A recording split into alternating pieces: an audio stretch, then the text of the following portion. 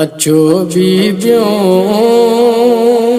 सबई गॾिजी सजाद मूंखे बचाए ॾियो।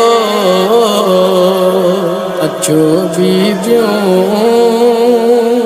सबई गॾिजी सजाद मूंखे बचाए ॾियो।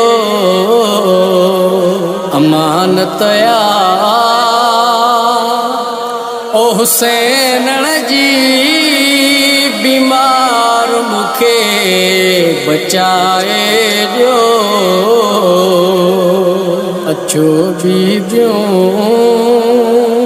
सबई गॾिजी सजाद मूंखे बचाए ॾियो।